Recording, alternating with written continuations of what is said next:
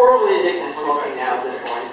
But the thing that I like about smoking is it's really the only addiction that you can have that's made more acceptable by the fact that you're drunk.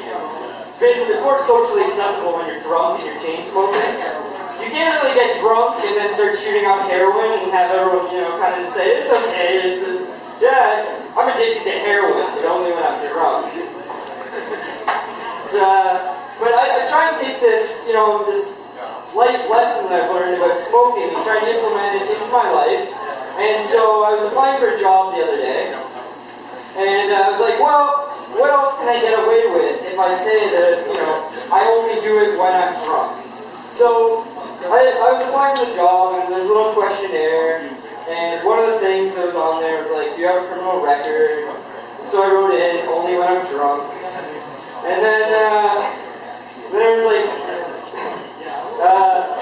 have you ever done any illegal drugs? And I was like, yeah, crack, but only when I'm drunk. And I got the job, so I guess it works, I don't know. But I'm trying to stay healthy, I'm trying to get in shape. So I'm going jogging now. And I started jogging in the winter. And the thing with jogging is I don't want to pay any money because it's supposed to be free. But you see these people and they're dressing up and they have their spandex pants, the little reflectors, they have their spandex, head cap with a reflector on it. And I was like, no, fuck that. I'm gonna put on my pair of jeans, I'm gonna put on a hoodie, I'm gonna put up the hood, and I'm just gonna start running. I'm halfway through my jog and I'm not really feeling it, so I did a dead sprint. I'm just running down the street as fast as I can, and I get arrested. And I'm like, well, fuck this sucks. I can't even jog, I'm trying to be healthy. And I'm like, well, okay, how else can I jog for free? So I'm like, alright, well, I'll throw back to, the olden days, the Olympics, and, back in ancient Greece, they would just run naked, so I just thought I'd try that. And I got arrested. I don't know what happened. But I guess it's okay, it's probably for the better, because at the end of the day, the only thing that was hard while I was jogging was there's only one muscle, and it wasn't, one that you could see, so... Anyways, when I'm blue, or when I'm on stage and my set's dying, I like to think of a happy thought. What I like to think about is, I like to think that in his house, Stephen Hawking has a room, and it's just one giant trampoline. And so, we just kind of, boing, boing, boing, because, he might be the smartest man in the world, but he still likes to have fun. And I like to think that, when he's having fun, it sounds something like, wee.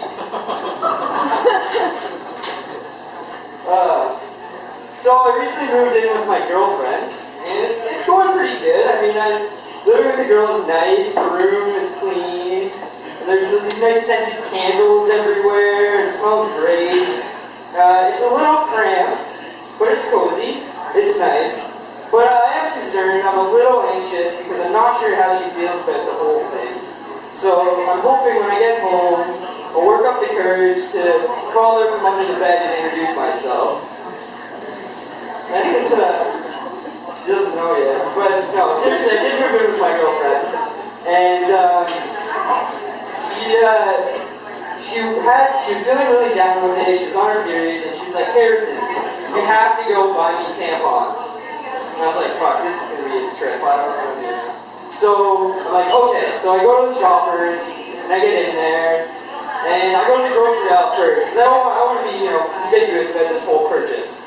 So I take some bag of chips, I throw it in the cart, get some milk, stuff like that. I look around, and I wheel the cart to the tampon aisle, and I see this huge aisle of tampons. There's like 40 different kinds. I look at them, and I have no idea what kind of tampons I'm about to buy. They're talking about different flows, they're talking about, things that I don't even know about. And so one particular type of tampon stands out to me. And it's Playtex Sport. Because I see it and I'm like, I like sports. That's gotta be good. So I get in the little aisle, and I'm going there, and I try and actually, slide the tampons underneath my other groceries, hoping that the cashier will just kind of scan it through all really quick, and I'll just pay for it all at once. But no, it has to do a price check for the tampons. And this is at like 11:30 at night. There's a bunch of people coming home from the bar, drinking a bunch of Gatorade, and behind me, these guys, and I'm thinking, oh fuck, this is terrible. It's a big ordeal. And so I finally get out of there, I pull it out of the store, and I'm like, wow, I gotta see what this is all about. So I open up the box of tampons, I'm curious, and take one out and kind of look at it. And there's a little motivational saying on the tampon. And it says, you can do it. And I think, how fucking bad are these things? That's terrible. And so I'm like, well, I gotta look at another one. So I pull it out, and I'm like, it says, be yourself. I'm like, oh, that's kind of nice, I guess. I don't know.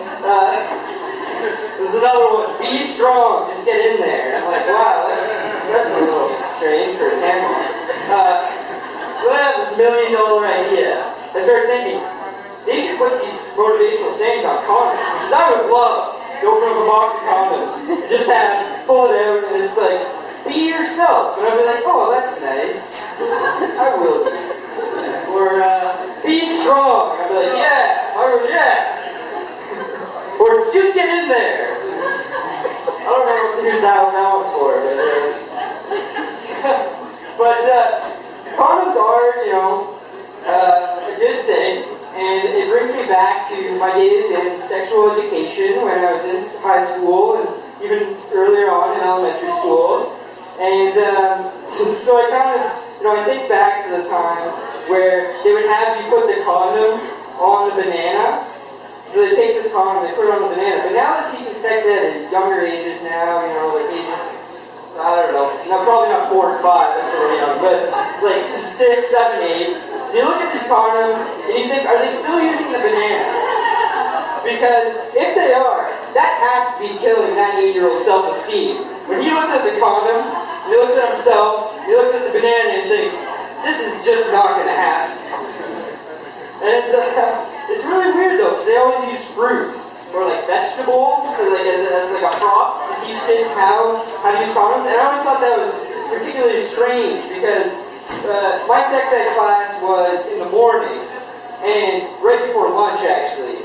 And I just have this flashback memory all the time of how my teacher, my sex ed teacher, after every sex ed class would be eating a banana at lunch. And I just thought, where is he getting that banana from?